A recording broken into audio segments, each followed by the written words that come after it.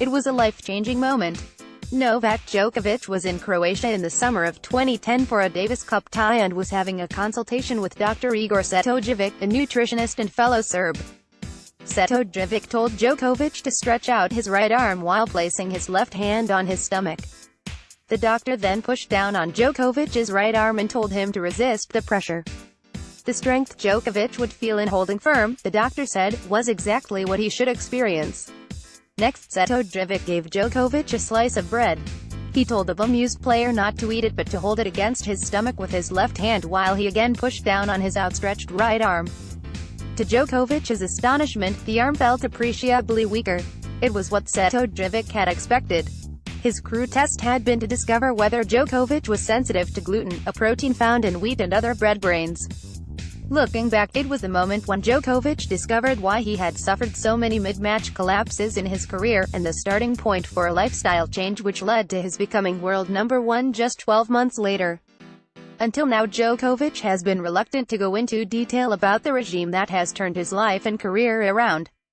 Today, however, the 26-year-old Serb tells his story in a remarkable book, Serve to Win, which reveals how changing his diet has transformed his health in tennis. From being a player with suspect fitness, Djokovic has become arguably the greatest athlete in world tennis, combining stamina and strength with extraordinary speed and flexibility. He became world number one in 2011 and has stayed there ever since, apart from a spell in the second half of last year when Roger Federer relegated him to number two. Djokovic's connection with Setojevic goes back to the 2010 Australian Open. The doctor, who had no interest in tennis, was at his home in Cyprus, flicking through the television channels, when his wife suggested they watch Djokovic's quarterfinal against Jo-Wilfried Tsonga. Djokovic was 2-1 up against the Frenchman when he suffered another of the physical crises that had bedeviled his career. He had trouble breathing and vomited violently during a toilet break.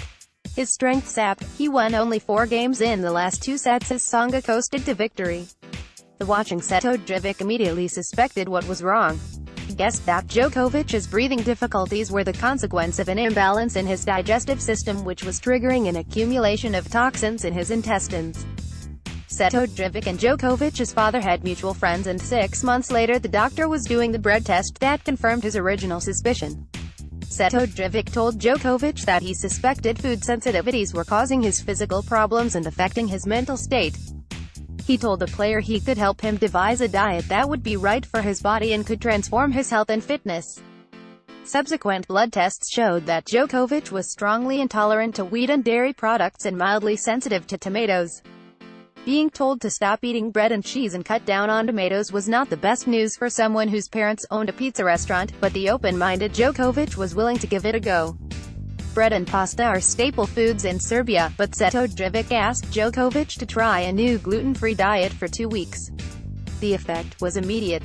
Djokovic felt lighter and more energetic and slept better than he had ever done. When Setojevic suggested after a week that he should eat a bagel, the negative impact was startling.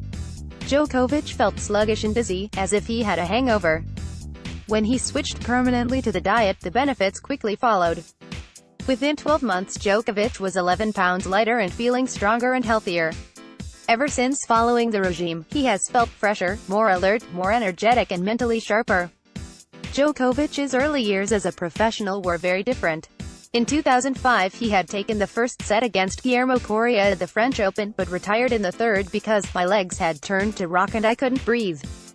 During a victory over Gael Monfils at the US Open 3 months later, he took 4 medical timeouts after running out of breath. Djokovic had always worked hard on his fitness, and in the search for a solution to his problems, which some put down to asthma, he changed trainers, adopted new training regimes, had nasal surgery and took up meditation and yoga. Although his physical condition improved, he claimed his first Grand Slam title at the 2008 Australian Open. The mid-match collapses did not go away.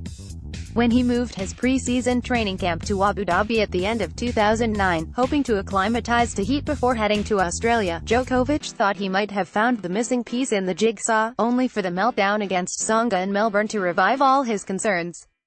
Thankfully for the Serb, however, Setojevic was watching. The key to the diet Djokovic now follows is the absence of both gluten, which is present in most foods, and dairy products. He also cuts out as much sugar as possible. The world #1's diet is based on vegetables, beans, white meat, fish, fruit, nuts, seeds, chickpeas, lentils and healthy oils.